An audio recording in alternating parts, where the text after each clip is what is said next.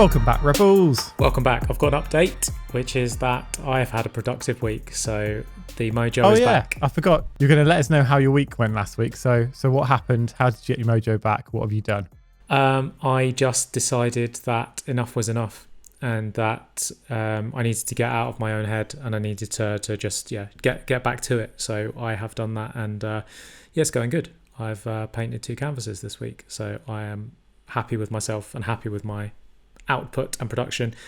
And also we've been working on a lot of podcast stuff, which has made me feel very productive, because I think working on something over here that's not related to my artwork actually still encourages me to be creative, to get that kind of work ethic kicking off again. So that's been great. And one of the things we've been working on is, of course, Access, which is on the 2nd of February. Yeah, so if you haven't signed up to that yet, you can go to creativerebels.co/access to sign up there, and we'll send you over a link just before the event. If you don't know what Access is our live events that we do every single month, where we do a small talk and then question and answers. So if you've got any questions around creativity, business, all of those things that we talk about on this lovely show, come along to Access. Yes, they're a lot of fun. They're totally free as well. So go to creativerebels.co/access and get yourself signed up, and we look forward to seeing you there on February the 2nd. This episode that we've got coming up, it'll probably turn out to be our most listened to episode. Yeah. And I don't know if I should point this out, because now people will notice it, but I think this is the episode that I've been most nervous for. And certainly when you were cool as a cucumber, but when I listened to it back, I was just like, you're nervous, David. Yeah, I don't think I did feel too nervous during this. And it was weird, because it's one of those ones where you're kind of interviewing one of your heroes. Like when we started this podcast, he was one of my top 3 people who I would possibly want on the show. So that's this week's guest, Seth Godin. And it was like, fuck, we've got a small period of time to talk to Seth Godin, someone we've wanted to talk to for a really, really long time. What do we say? What kind of questions do we ask? What will provide the most value to the listeners, as well as feeding our kind of like what we want to know personally? We knew we had a limited time slot as well. So with a lot of our guests, we know we can go over, but it's like it's the Godfather, Seth Godin. So you want to be respectful of his time. There's certain bits in the episode where that like a bit that pops up in my mind was when he was talking about like this charity that he's involved in. My instinct was like, oh, I'd really love to chat about that. And there's loads of little kind of hooks that he gave you that you're kind of like, oh, I want to bite on that hook. But then at the back of my head is always like, let's squeeze the most we can out of this Seth Godin lemon and get all of that good juice for the listeners. So I kind of kept it very much on topic. Yeah, and I think this is such a good episode. Like listening back to this and editing this earlier this week, it was like, whoa, yeah, this is a really good episode. And I was like, oh, like every now and again he says something, I'm like, yeah. Because it's like when you're actually interviewing someone, it's a very different thing to listening to it, because your head's constantly running at a million miles an hour trying to think about what could I ask next? What other questions I have written down? How are we going to lead this? Like there's just so many things that you're calculating that you sometimes don't actually get to appreciate the conversation. So it's so good to be able to listen back to it and be like, oh yeah, that was a bloody fascinating bit of advice he said in there. And I think it's also interesting how succinct he is with everything too. I think that comes from writing so much that you get your thoughts so perfectly aligned that he just knows what his answers are, and he's very, very certain on everything. We obviously put a load of pressure on ourselves, but we do really hope you enjoy this episode. And if you do, please share it on your Instagram stories, because that would mean the world to us, and it would mean that other people are going to listen to this interview, which we really want, because I think people are going to get loads from this. This will be one that people definitely re-listen to. Oh, dude! So, this will be one that people will re-listen to with a pen and paper, because there's so much in there that you might miss it on first time. I've listened to it twice back already, and on the second listening, I picked up on things that I literally had just like floated over me. It's so weird. Yeah. But one of my favorite things that he talks about in his new book, The Practice, is basically the rush to the bottom of if you're in a crowded marketplace. So for example, if you're on like a freelancing site where everyone pretty much has the same service to offer, then it's a race to the bottom of just who can provide the cheapest service. So Seth's kind of advice on that is to become outside of that, to become known and respected, and that people will come to you no matter. And it's stuff we talked about with Daniel Priestley as well, of being known and respected so that people want you, and they're not just looking for the cheapest price, they're looking for you in particular. I feel like when you're a creative getting started, like it's really easy to be like, well, I want to sell my work now, where can I do it? And there are places like Fiverr where you can sell your services, and Etsy where you can sell like whatever products you're selling. And I think those particular platforms work well if you're on the receiving end, if you're the person buying it, because things are cheap, and if you just want something fast, it's perfect. But I think as a creative, if you want to make a living from it, it's really, really hard to actually sustain a career based on those services, those platforms. So I think a lot of people, especially creatives, I see it all the time, where they'll make an Etsy account because it's really easy and be like, okay, well, I want to sell 1,000 prints on here, so I'm going to put them up at 20, 30 pounds, and all the orders are going to come in. But generally, if you don't have that existing audience to start with, those platforms aren't really going to push you in a direction that's going to allow all of these people to find you. So what you find is you end up just underpricing your work, and there can never really be that tipping point from turning it from being just like a little hobby into a career. And I think if you want to turn it into a full career, you really need to kind of break down how much you need to earn from a print and start to value your work a bit more. Because I think if you are selling things at 20, 30 pounds and you don't have that big audience, then it's going to be really, really hard.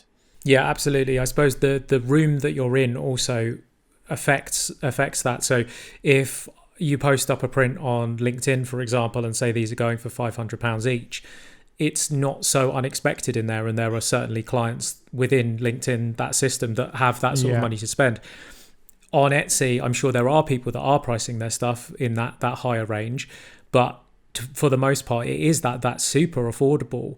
And I've seen it on TikTok actually, of creators posting up their stuff and really undercharging, posting up like prints for 25 quid or something, and then them getting in the comments, this is not worth this amount. There's someone specifically, actually, I could be really specific with this. There's a girl who does hand painted key rings. They're like on leather of your pet. And I think they're £45 each. Now, for the amount of time that she spends on that, £45 is very, very cheap. But people in the comments are complaining that this is too expensive. Your ideal client is not a 12-year-old kid that's on TikTok. And although it's a very good place to grow and get awareness, and obviously there are some people on there that have got that kind of cash, for the most part, the people that are going to be interacting with you and leaving that, for them, £45 is too much to spend on a piece of bespoke handmade art. But then equally, if you are trying to turn this into your career, that means that you've got to sell a hell of a lot of £45 keychains in order to keep the lights on.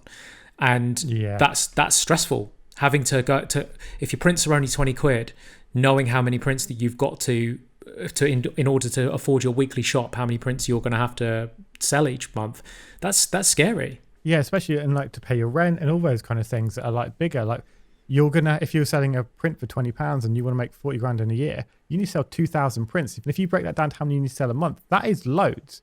And if you're spending all your time trying to do the marketing around just selling these things for a small amount of money, you're going to fall out of love with it so quickly, because doing that marketing isn't the fun part.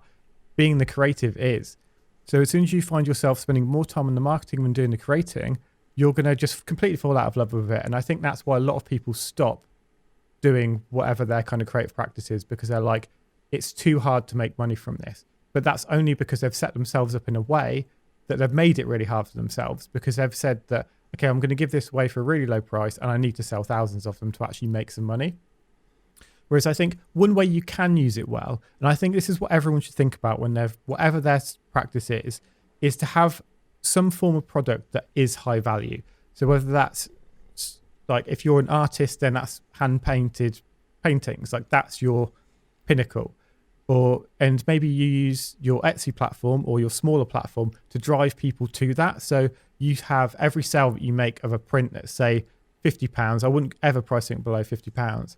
And the reason I say I wouldn't price it below £50 is because it then qualifies your buyer. So if someone's willing to spend £50 on it, then there's a chance that they will be willing to pay a lot more for something that's more premium, like a hand-painted version rather than a print.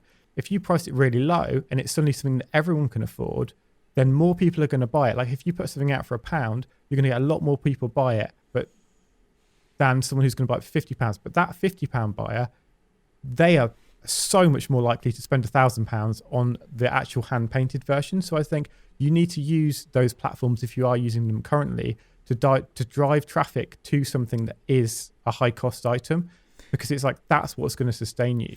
And I don't even think that you would get more sales at the £1 level, because I think that humans are very, very strange, and we have this whole thing of perceived value. And as soon as you tell me it's worth £1, then it's basically valueless to me. And the same is for a £20 print. I look at that and I go, well, if I could just buy it for 20 quid, it can't be worth that much. This is interesting. So I've just released a print with a gallery called Nellie Duff, and all of my prints that are for sale through them are £295.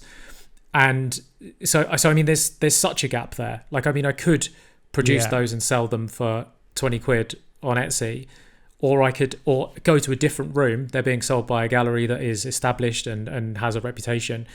They're there for sale for nearly £300, and all of a sudden it's worth £300 because of the room it's in. And I think what's interesting there is, as you're saying that, I'm thinking of who would spend a small amount of money on something? And I think back to like being a kid and buying posters where there'd be like £5 for post-its on my wall. But that's for a kid. Or maybe like when I was at uni, I had my pin board and loads of different small things on there, and everything on there would be affordable. But as soon as you're trying to sell to people who own houses or have got like flats or somewhere that they want to furnish, they're less likely to have a display on their wall of loads of things that cost them £1 or 20 quid, because they want to kind of have something that shows their status, and that's going to generally come from something that costs more money. So people are more likely to spend a lot of money on something because it's going to make them think that this gives me more status, this has a higher value, and I want to furnish my house with things that have a high value. So, because it's like people aren't going to go and buy the cheapest sofas and like the cheapest things if they're trying to like go for the status of how things look in their house. I mean, when you look at a Gucci t-shirt being £600, then that just goes to show that so much of this is just about declaring to the outside world. I think there's no one size fits all option for this, and there are obviously creators that are crushing it, that are selling multiple items at a low price, and they're selling enough of those that it's actually generating high revenue. I just think that based on the sample size that I have, which is going through the messages that we get on the Creative Rebels Instagram, seeing the people that follow us and looking at their artwork, which for the most part is really, really good. Like, you guys are producing amazing stuff because your branding is not there to present it as this is of high value, and because your marketing is not there to increase your audience and show people this work that you've spent ages creating. The value is coming down, and so many people are undercharging because the thought is, if I charge this cheaply, then I'll get a sale, and one sale is better than no sales. But actually, for us, what we found that works for us is price it high, and then that one sale actually counts. Yeah, that one sale will make a huge difference, rather than actually, if you're only selling things for £20, £50, actually the amount of time it's gone into making it, putting it up there and doing all these things, you're actually not making anything. Yeah, trips to the post office. You time. But yeah, like I remember when we first started our business, we were pricing things low because we thought that would be the best way to sell them to most amount of people. And then after a few years of doing it, we're like, actually, we're not making any money on these for the amount of time that we're spending on it. So then suddenly we put our prices up, and things didn't really change in terms of things coming in. And I think this reminds me of when we talked to Kellyanna, how she was saying she doubled the price of her prints and they kept selling at the same rate. She doubled again and they kept selling again. So I think it is really important to almost whatever you're pricing now, if you just doubled it, you'd probably find you'd get the same amount of sales as you are now anyway. We want you guys to be really successful. So when we give this advice, it is with love, and it is what has worked for us in the past. As with everything, make sure you've got your safety net. Like, if you're doing experiments like this, make sure that you have got enough in the bank that if this experiment of doubling your prices doesn't work, that you're not going to get yourself in trouble. But do try it. I do think that most people are undervaluing their work, and we're currently writing our book at the moment. There's going to be a lot in there that talks about pricing, because I think it's something that has definitely been flagged by you guys, that it's something you're worried about. And I think that all of the advice that you'll listen to in this episode with Seth and in previous episodes with people like Daniel Priestley, it does feel counterintuitive. But honestly, it does work. It's very scary as well. I mean, my dad's a plumber. Well, he's retired now, but he very much comes from that sort of background of like getting work in, charging what it costs to survive. And I remember as a kid always saying to my dad, like, you charge too cheaply. You're the best at what you do, and you don't charge enough for it. Because a British Gas, for example, would come in and charge like 3 times what my dad was charging. And when we were starting the business, the advice my dad was giving me was like, charge low and make sure that you get those clients, get them in. And it's very scary to go against that advice, like go against your dad. But it's like, no, I actually think we definitely did the right thing. And as soon as we started valuing our product and realizing, looking at what else was available, and going, okay, well, there's someone over here selling this product in a different industry that is worth this much, but the clients are all pretty similar. So if they're willing to pay that for that, then surely this is worth more. And then as you gradually get that confidence and you increase your prices and people do start to pay it, you realize, okay, this is the way to go. Yeah, it reminds me of a post I saw on Instagram only a couple of months ago, actually. It was a picture of a skipping rope that was being sold for £600. And there was like a yoga mat or something that was also being sold for £600. And like the message attached to it was something along the lines of, if you think you're overpricing your work, just remember someone's spending £600 on a skipping rope. And it's like, so much of it just comes down to how you brand yourself and what price you put on your things, because it's only you who's got the choice of how much things are going to sell for. Yeah, Seth mentions in this episode about finding the right clients, and he said something really poignant, which is the right client is not someone who's like your regular client but just has got more money.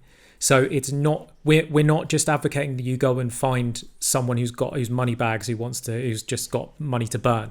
That's not the goal. The goal is to find people who respect your work. They're into what you do. They're happy to pay a premium because they want something that is valuable to them, because they are aligned with what you're trying to do on this planet. And I think that's the beautiful synergy. It reminds me of something you told me recently, and it's happened to me as well, like within the past week, where someone's told us that they're saving up for what we're selling. And I think as soon as you can get that, where people are willing to save up to get what your service is, what your product is, it's like, that's the kind of commitment you want from a client, not someone who's just going to be like, oh yeah, I'll have that and I don't care. We're going to be talking a lot more about pricing coming up in the future, but for now, let's get into this week's episode. Yes, Seth Godin is an author, entrepreneur, and teacher.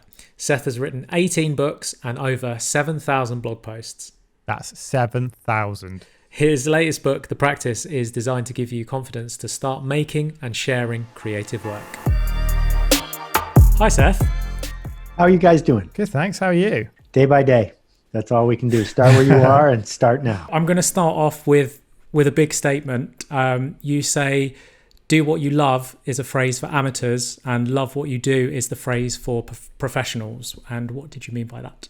Well, a lot of people who are staking out a creative's life are seduced by the idea of being authentic and by somehow sharing what's within them.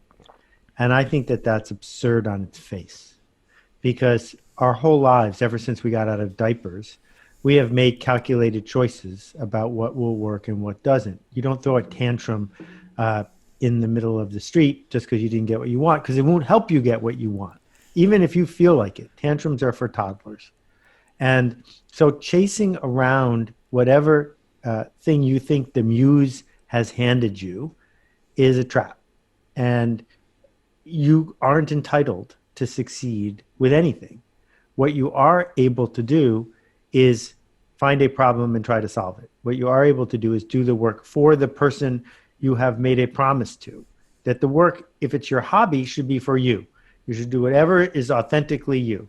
But if you're a professional, make a promise and keep it. And that doesn't come from the authentic you. That comes from the intentional you. How do we find the problems that other people have? Like, how do I find what is the problem that I'm put on this earth to help people solve? You weren't put on this earth to solve anybody else's problem, but you're here now. So the question is what to do about it. What it means to have good taste is to somehow like something, bring something forward 10 minutes before other people realize it's what they wanted.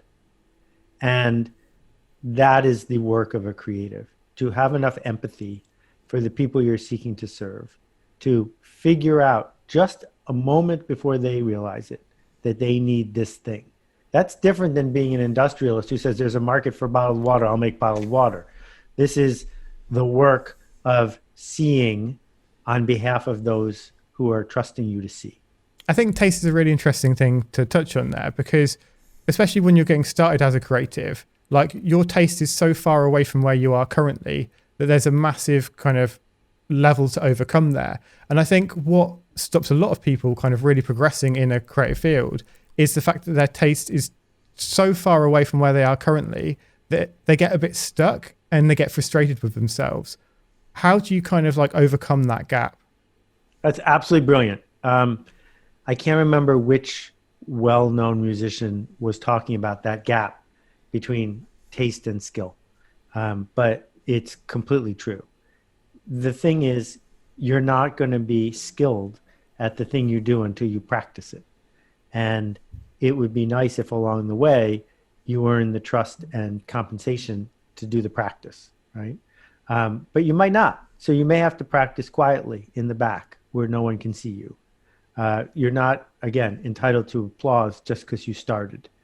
The thing is that seeking the smallest viable audience is critical. You cannot get out of the gate and say this is for 100 million people, because it's not. It might not even be for 10 people. But if you can do your work for 5 people, you get to do it better. You get to learn, and then maybe you get a chance to do it for 10. And if you look at, the early work of Spike Lee or Banksy or Joni Mitchell or anybody you want who you can see their demos, it's not like it is now, that they developed over time. And at the beginning, you do your demos, and maybe you don't get paid for them, but you do the work so that you can improve your skill. Yeah, that seeking applause, I think, is something that, again, people getting started really struggle with, because it's like they've created this thing, they've put out there, especially like I think social media now has such like an instant gratification thing attached to it, where they put it out and then like, well, I've done this thing, now I'm going to put it to the world, now everyone clap me. And they just instantly want that kind of like recognition straight away. And I think there's definitely this thing for people who just will create everything, put it out, just keep expecting an applause, because that's what the people that they follow get. Because the people that they follow, you're just seeing these like perfect things that are really refined. Like, what would you say to those people? Well, I guess the question is, what's important to you? And why is the approval of this amorphous audience of mass the thing that is going to decide whether or not you're going to do your work? And if you can put yourself on the hook for a specific audience, as opposed to this general malaise of everyone, it's much more likely you're going to refine your work. And so I have discovered that putting myself on the hook is more gratifying than not being on the hook. If you want to be on the hook, make it for 7 people. And that task of saying there's only 7 people in this room, I better please them, focuses the mind. That's very counterintuitive to what most creatives feel. And I suppose there are very, very few actually real famous people in the world that everyone knows and everyone's heard of. I mean, you mentioned a couple of them there, Banksy certainly being one of them. Whereas I don't think we need to aspire to that fame anymore, because there's rooms that Seth Godin walks into where he is the most famous person there. There are also rooms, I'm sure, where you walk in where no one knows you. And that's almost a lovely sort of level of achievement. So how do we learn to accept less and not seek this kind of mythical fame, and rather just pleasing those that are interested in what we actually do? Yeah, so let's do the math first, because I'm not famous, and I'm glad I'm not. If my book sells 1 million copies, it will be the best-selling business book of the year in the United States. And that's only 1 out of every 300 people. So this isn't like being on network television. This is a very small group of people.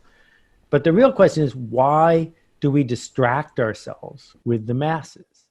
Well, from an evolutionary sociology point of view, it's because if you're in the village and the people on the outskirts of the fire are angry at you, you might not sleep through the night, right? That bad things could happen. You have to make sure that everyone in your village of 30 is okay with you. So we're all trained to be aware of that one person around the edges who's upset.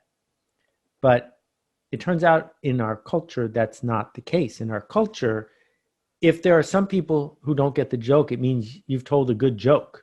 If there are some people who say this work isn't for me, it means you might have found someone who it is for, because we don't all want the same thing. So this idea of shunning the non-believers is critical if you're going to do any work that matters. It reminds me of when we had a guy called Mike Winnett on the show, and he said, in the early days is when you have to put out your best work. And it's really frustrating because you put out your best stuff, but no one's watching. And now someone like Gary Vaynerchuk is at the stage where they can just tweet a heart emoji and it goes all around the Twitter sphere. And I suppose it's producing your best work, but then without much crowd participation to help you to kind of steer the work in a way. I think we need to be really clear about what work means to be best, right? It's not about box office. It's about, is it in and of itself? Did this thing I built do what I wanted it to do? Did I build what I needed it to be? And if we look at any great work of art, whether it's an opera or a piece of contemporary art, go down the list. You know, they just digitized all the work of Van Gogh and published it just a couple of days ago. And if you look, certainly the pieces he did that had the most craftsmanship are not the most famous pieces. Yeah. And we need to not get hung up on whether the audience applauded the most, because that's not why we're doing this work. It's not to maximize applause. It is simply to have enough of a platform to do the work we believe we can do to make things better. And we're not running for elected office. We don't need a majority. We just need people who would miss us if we were gone. Yeah, absolutely. How much of that of the work that we create is tied up in our identity? Because in the book you mention Dave Grohl talking about being 11 years old and at that moment deciding I'm a musician, and then that changes the whole course of his life.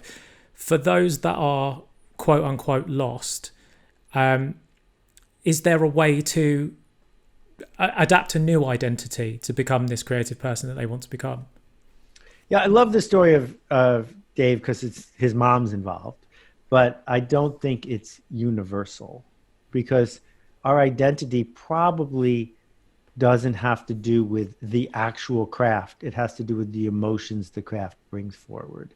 So when you guys started your tattoo thing, you felt that feeling, that magical feeling of this might not work. And then once it's up and running, I'm imagining you wanted to start a different thing, because it's the feeling that's the identity, not that you were born to be tattoo artists, right? And that is a choice. And I've met people who have made that choice long into their lives. You don't have to make that choice when you're 11. You're not stuck with that. It's what feeling are you seeking? And many people want the feeling of, I'm secure, I'm sort of seen, but only by people I want to be seen by, and nothing's going to change. Because we were seduced into that feeling by the industrial system. But many people, like the two of you, like me, want the feeling of, I made this thing here, I made this. And even if people don't like it, at some level we're relieved, because now we get to go make something else. What we don't want is for the world that does, okay, wait 6 years and then you can make something else. I think one thing that really interests me that kind of it links a bit to what you're talking about there is just the idea of curiosity. And I think if we're younger and we're successful in being curious, we continue to do it as we grow up, and we kind of get into a stage where we're not scared of the new, and we can continue to try new things because we're not scared. And like what you were talking about just there, it's like we've ran businesses, they've gone well, they've not gone well, but we're still curious enough to try again. I think there's a lot of people out there who don't have that curiosity, or have lost it slightly because they feel like too scared to take that first step because it might go wrong. Whereas we know that it can go wrong. it doesn't matter because we can just try again. But others don't have that. What would you say to people in that situation? I think that everyone was curious when they were 4. Mm-hmm. And the work of the two of you, the work of me, is to remind people they can do it again. And you were telling me before we started that that's the feedback when you do a good episode of the podcast. And that's the feedback when I write a good book or blog post, is reminding people of who they've been all along. Do you think that's teachable as well? Do you reckon we can kind of teach people how to be more curious? It's a skill. It's a skill as much as juggling is a skill. It's a skill as much as handwriting is a skill. I suppose for us, we try and show up in rather than just beating people over the head with it each week of be curious and just order them to do it. I suppose it's the way that we do it is just by introducing these stories of all of these hundreds of different guests and making sure that those voices are diverse as possible so that people can recognize, although that person may be so diametrically opposed to the last guest, so many elements of the journey are exactly the same. Yeah, teaching is 72% about getting enrollment. 72% is about getting someone to want to do the thing. I can't teach someone to have better handwriting if they don't want to have better handwriting. And the same thing's true with this creative journey. So you never do it directly straight on. You're going around the edges and shining lights and hoping that the shadows add up. Because I suppose as well, like by building trust over a long period of time, then you're more likely to be able to persuade someone to take that leap. Because I was thinking earlier about just how we have trust about things that are just random that you don't even think about. Like I was thinking like the drugstore that's like here. It's like I'll happily go in there, pick up a packet, put something in my mouth and swallow it. It could be complete poison. Yet I'm putting my trust in this company to just keep me alive. And it's funny how like that's been created from like nothing. I've had no real like physical, like emotional connection with that brand. Yet I put my life in their hands every day. Yeah. And it's interesting. I've worked with a company in Nigeria where there's a real problem because many pharmaceuticals and nutraceuticals in Nigeria are faked. And they've built an entire company around texting the number that's on the pill, and then a trusted source gets back to you and tells you if it's legit or not. And just like I don't have to worry about clean water, I don't have to worry about that either. And so one of the things we think about as we add layers to civilization is we are giving leverage to creators. We're also creating a bedrock, a foundation of what can we trust so we don't have to spend emotional energy on it. And yet we then waste it by sitting at home watching Netflix for 8 hours. To tie that experience of the drugstore to the more sort of creative practices, I suppose that comes down to the consistency, because I know that's something that you talk about all the time, is that the most important thing, what your audience wants from you, is consistency. And I suppose that because you do go to the drugstore every single day and you haven't been poisoned yet, died so far, that's why you've developed that trust. But it's the same for us. How important is that consistency? Right. So there's a reason that Pfizer doesn't make weird placebos, because even though weird placebos work because we believe them, it would undermine their consistency of saying this works in a double-blind study. For creatives, people who are looking to you to be a creative don't want you to keep playing the same song every day, right? There's a different group of people that do. That when the Doobie Brothers go on tour, when Ricky Lee Jones goes on tour, they want to hear the covers. They're playing the same songs. But to be consistent in the role that the two of you have means you have an answer to the question, what's new? And I answer that question every single day on my blog, what's new? And even though I know that almost all my readers have not read all 7,500 blog posts, I don't recycle them because I am consistently the guy who answers the question, what's new? So Seth, on that note, what's new? Well, what's new as of 2 weeks ago is I published the book, The Practice, which took 7 or 8 years to write. And so now I have to do the hard work of helping people who didn't want to read it the first day decide that now that it's a worldwide bestseller, they'll read it the second day. And then after that, I'll be off the hook because it's my reader's job to tell other people to read the book. And I can go back to having a big white wall in front of me with nothing on it. You know, a couple months ago, I turned the workshop company Akimbo that I built into a B Corp, and I don't run it or own it anymore because I can't do both, build an institution and focus on what's new. So people who are better at it than I run it because I want it to grow, and I don't want to not have an answer to the question, what's new? I think what you said there that's really interesting, and I know you talk about a lot, is the fact that you're basically going to get your audience to market it for you because you'll create a product that will hopefully more people will talk about and it will kind of spread itself. Yeah, the spread itself part, I've never enjoyed that actually happening. It tends to be harder than that. The question is, can you write something, create something that the people who read it, their lives will get better if they tell other people? And I would imagine that every single successful tattoo artist has that going for them, because very few people get a tattoo to show no one. That you got it to show somebody and it never goes away. Well, when you show it to someone, what do they say? And now a conversation takes place that is about your work. And that will only happen if your work is more than just good enough. Because if your work is simply good enough, I won't talk about what you did, because it's now I'm just talking about me, not the person who added this value. You're listening to Creative Rebels, the podcast for creatives. If you're enjoying this episode, please consider subscribing and sharing this podcast in any way that you can. And so at what point do you know the tipping point between something being good enough and not good enough?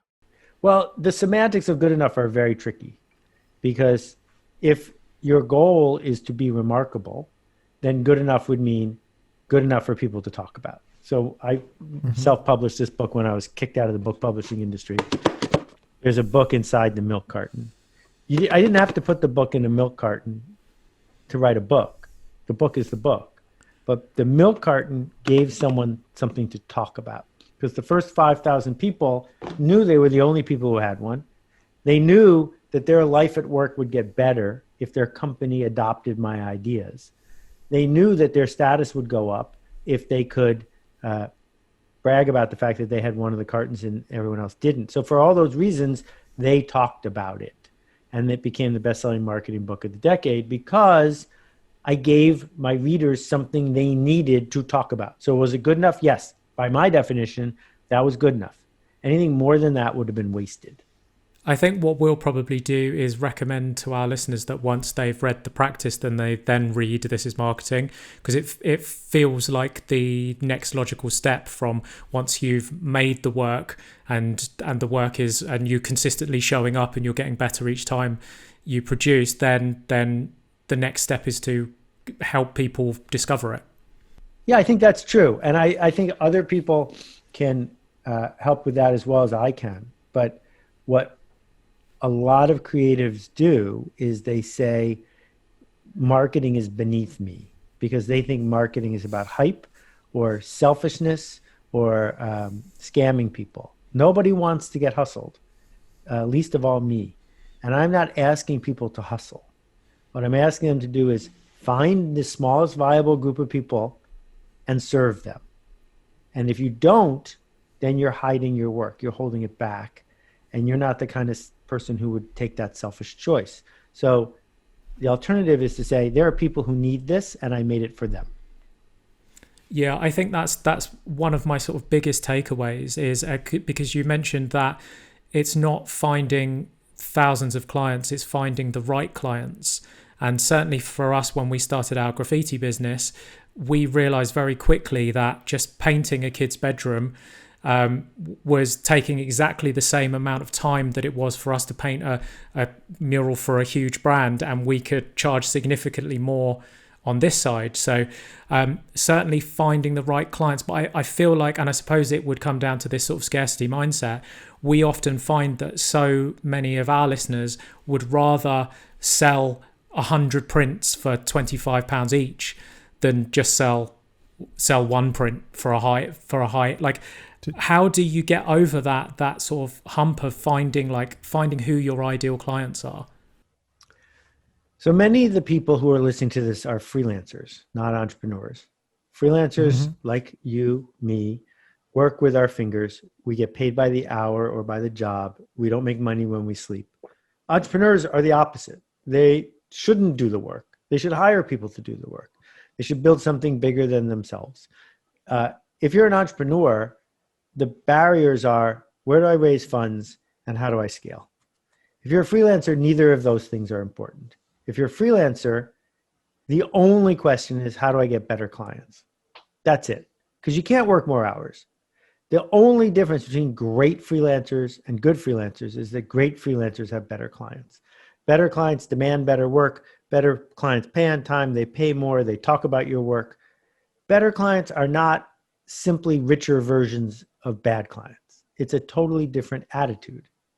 And better clients tend to want to work with freelancers who are the kind of freelancers who deserve better clients.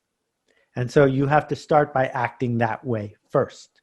You start by acting not to say, what do you need done? I'll do it. Because if your motto is you can pick anyone and I'm anyone, then you belong on Fiverr or Upwork or Elance, and it's the race to the bottom. The alternative is say, no, I do this, and I do this specifically. And I'm sorry if you want that. Here's a phone number of someone who does that, but I do this. And that's scary, which is why very few people do it. But then therein lies the power of that. If everyone's too scared to do it, then that means there is a space for you. Correct. How would you go about finding good clients? Well, I think it's domain specific. You know, if you think about what is the difference between being a seamstress who is repairing clothes in a neighborhood where you can't get more than a couple pounds to do the job versus an equally talented seamstress who's making $4,000 bespoke gowns, right? The only difference is which clients did you get? That when I started out in the book business, there were plenty of people who were willing to pay me $3,000 to write another version of a computer manual because I understood how computers worked and they needed them banged out. But that's really different than Simon & Schuster or Penguin saying, we need a singular voice here to do this and we will treat you that way because we're the same people who published Harper Lee, right? And the line in one place is longer than the line in the other place. But the easy gigs aren't often the good gigs. And you might want to just say, I'm not even going to try for the easy gigs because very few people who get hooked on easy gigs graduate to the other gigs. They're separate. Yeah. There's definitely like a completely different mindset when it comes to approaching those clients and the amount of work that goes into just sealing a job. Whereas, yeah, with a smaller client, you're going to have maybe a small conversation, you'll create something, boom. Whereas as soon as it gets to someone with a good amount of money, then that's going to be meetings after meetings after meetings to try and agree on something that finally becomes what it is you want. But with that process, I suppose there can be the trade-off of you losing a bit of your creativity along the way in exchange when you're working with those bigger companies. There are lots of ways to look at this. So let's think about my friend Shepard. I don't know if you guys know him or not, but Shepard Fairey went to jail 30 times. Went to jail 30 times doing his work before he started getting $100,000 commissions from brands. Now, when a brand calls up Shepard or Amanda answers the phone, they don't say, well, let's have a bunch of meetings and we'll figure out what you want. They say, I'm Shepard Fairey. It costs $100,000. Send me a one-page memo. Maybe I'll read it. Right? Because he earned it. He went to jail 30 times. And you then have to think about what does it mean to stand for being you? And one of the challenges of dealing with big brands, big organizations, is there's enormous pressure to not be you, to go to all the meetings and take good notes. And you can make a living at that, but it's rare that you will end up with truly good clients. Truly good clients in many creative fields are intimidated by the creator. And they're there because the creator sees something they don't see. They're not just a pair of hands. They're like, oh, you can do something we can't do ourselves. That's why we hired you. So no, we're not going to have a lot of meetings with you, because if we could describe to you what we need done, we wouldn't need you. I suppose what you're talking about there is Shepard's earned that status, and he's earned it by going to prison 30 times, and you've earned it with 7,500 blog posts. And I suppose most people are trying to get to that stage before they have earned it. Right. And you can earn it without running into the law or spending 20 years, right? You earn it. My friend Brian Koppelman says that the question he gets asked the most is, how do I get an agent? And it's a trap. Brian and his partner made Ocean's 13, and he makes this TV show Billions. It's a trap. The agent's not going to solve any of your problems. The way you get an agent is by having the agent call you. And the reason the agent's going to call you is because you made something. So go make a 5-minute video on YouTube that stuns people. And if you can't do that, you're not working hard enough. But once you do that, maybe your phone will ring, or maybe you'll need to do it again. But the difference between now and 1980, when I was coming up, is the leverage is so different. I couldn't put my work anywhere in 1980, right? There was nowhere to put it. There were 3 business magazines. They were publishing. I read every business book that was published, and I couldn't do that now for even one day. And and so in every field, the number of ways we have to put our work in front of someone has gone through the roof. But the work you publish on your own account needs to be something that scares you enough that when it arrives, some people are going to hate it and some people are going to spread it. And one of those people who it gets spread to is going to say, do that again for me. And they'll show up with money. What I love about like just the name of your book, The Practice, is the fact that so much of what makes a successful creative is the actual effort that goes into improving your craft over years and becoming an expert at that. Like there's a photographer we talk about quite a lot in this show who his work is just so good that he starts getting all of these great brands come to him because they want what he can produce. And we did a Q&A the other day with some people, and there was an art student who was asking us a question about she's wondering what to do with her artistic career. Does she try and approach galleries? And my answer to that was get so good that the galleries approach you, because as soon as that happens, you're in control. Whereas as soon as it's the other way around, they're just going to take advantage, or you're just not going to get what you want out of it. Yeah, exactly. So in 1977, Jill Greenberg took my photo, and it's the first published photo she ever took. She was 14 at the time, and she's gone on to become one of the most famous photographers in the world. And if you look at Jill's career, you know, the controversial photos she did of the kids crying with the lollipops, the pictures of the polar bears, the list goes on and on. That first everyone says, this is terrible, this will never work. And then a whole bunch of people hire her. And then the art director says, get me someone who looks like Jill Greenberg. And her stuff gets copied and she has to pivot again. But, the misogyny aside, this series that's been going on in her career, 40 years of her first attracting skeptics, then proving the skeptics wrong, and then getting copied. It's not because she has a good agent. It's because she is a great client for herself. Yeah, I was talking to a photographer not too long ago, and she was saying the fact that she'll always put out her best work, give away all of her secrets, because that's what drives her forward. If she purposely gives away everything that she can do, then it's going to make her get better. Whereas I feel like a lot of people do kind of reach a certain level and just stop there and kind of think, oh, well, I've made it now. I've put in all my effort. Now it's time to sit back and reap the rewards. But it doesn't really work like that, does it? Yeah, hoarding is toxic. Hoarding is toxic because the stuff you hold on to is radioactive. It's decaying and it doesn't grow. Yeah, I think you see that a lot in kind of like older businesses that are kind of not keeping up as much as they should be, and they kind of think that, oh well, this worked once, then of course that's going to work forever. But yeah, then you get newer people pop up, and then they get frustrated with, well, this isn't fair. I've been this expert. Why isn't this happening anymore?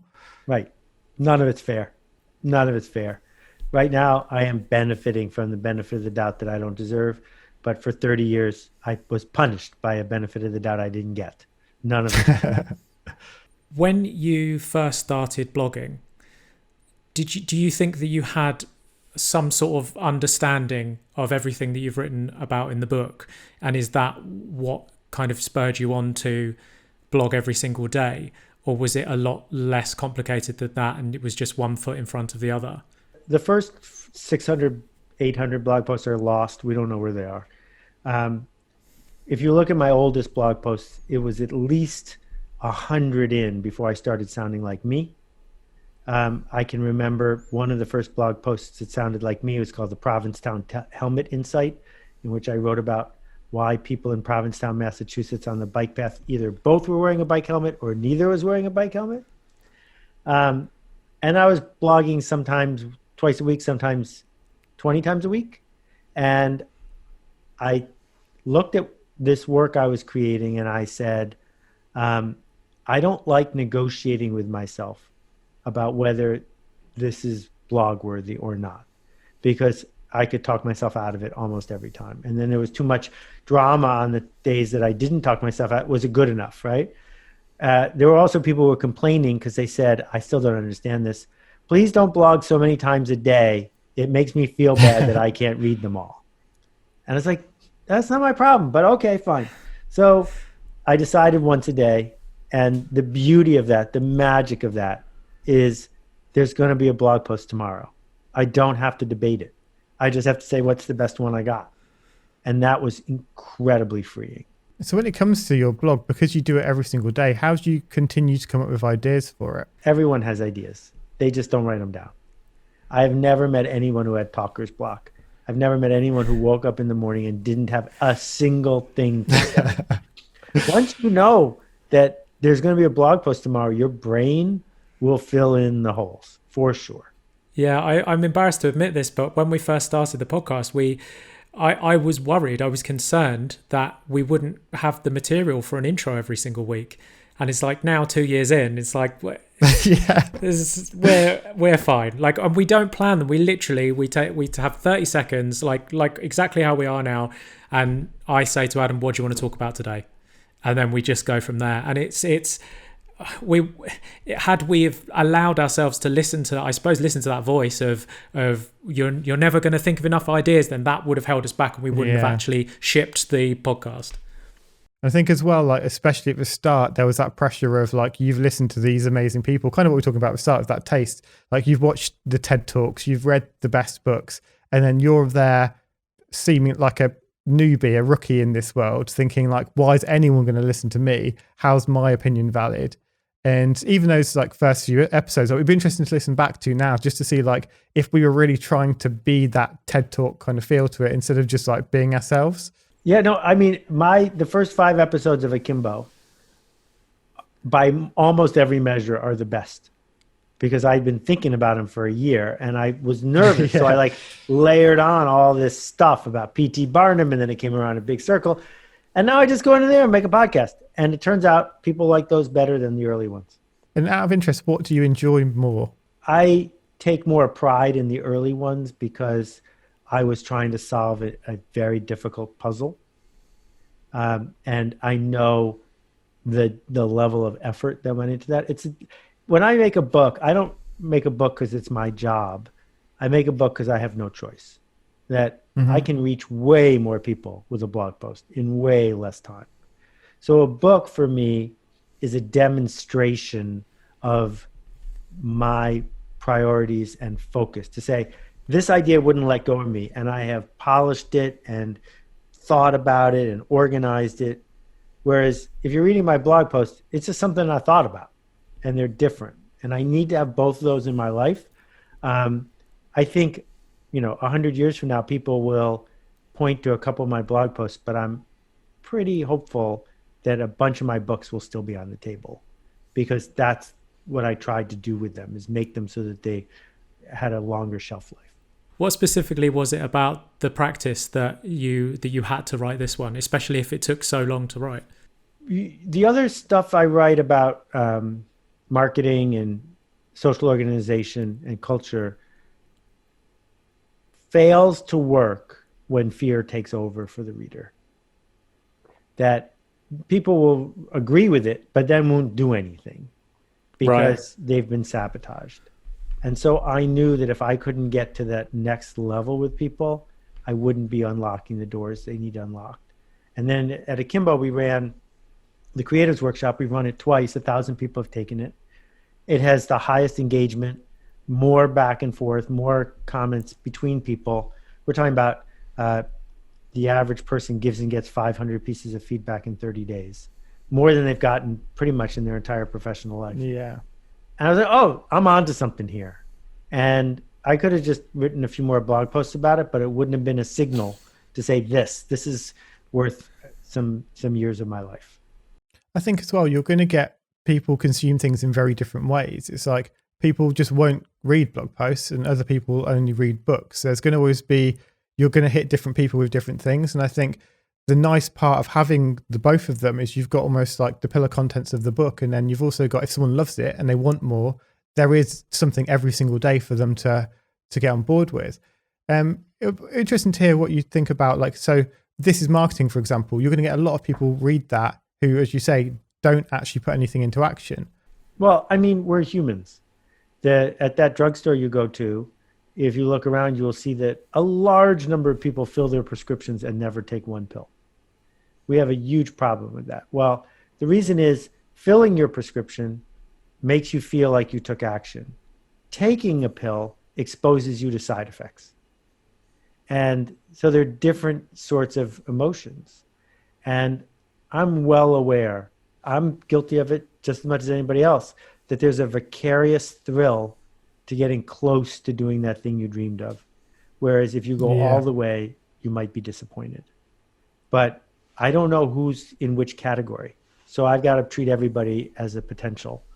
And just reading my email, people who are 75 write to me saying they'd had something inside of them for 50 years and now they've done it. That's enough reason to get out of bed. For us, it's those messages from people that say that they actually did do the thing, because, and I'm sure you get this as well, that they'll thank you for, and our reply is always the same, and I'm sure it will be your replies. We didn't do this, you did this. And it's finding that unlock. And Marie Forleo mentioned it when she was on the show, and it's something that you echo in the book of that if you don't share whatever creativity is inside you, if you don't share that, then you're stealing from the world, was how she put it. And you say something similar in the book, which makes me think of randomly, while I'm looking at a spray can on my desk, the invention of the spray can was, I don't know if you know the where it came from, but World War II, American soldiers in the South Pacific were looking for a solution to get rid of all of the mosquitoes, and set all of the the country's best scientists on solving that problem. And they came up with these pressurized air containers, and then some bright spark in the 50s managed to put paint inside one of those aerosol cans. And then and it's just to think that without World War II, I wouldn't have a career. And just that mad butterfly effect, and the way that the world works, it's like you might have that idea that could become something that could literally change the planet. And I suppose that's the crux of the book, if I'm going to write a review on it, is if you don't do it, then nothing will change. Yeah. And some people don't want anything to change, because there are very few species that want the world to be different. But if you are impatient and you are generous, that combination will help you decide it's worth making a change happen. Yeah, change is an interesting one. What do you think it is that, because like some people love change and some people absolutely despise it. What is the difference between those types of people? Well, even the people who love change don't love it in all things. You know, that wearing the same clothes every day when you're a fashion designer, there's a reason for that, because we have a limit as to how much we can handle in terms of what's changing. The kind of person that is coming at the world with fear, maybe they're just changing what TV show they watch every night because they don't keep watching the same episode of MASH over and over and over again. Right? Yeah. Whereas Andy Warhol listened to the same song all day, every day, right? Because he needed to get bored at that so he could do the other thing. So I think more of it is, do you care enough to change things where you're not sure about what's going to happen after that? Seth, this has been amazing. Thank you so much for coming on the show. Could you let people know where they can find you online and any details that you might want to let people know about the book? Well, first, thank you to both of you for modeling this, and for, I know how hard it is to show up on the regular with the podcast as well. So thank you for that. You can get an excerpt from the book at seths.blog/thepractice, and seths.blog has my posts. And if you want to find out about the workshops, they're at akimbo.com, akimbo.com.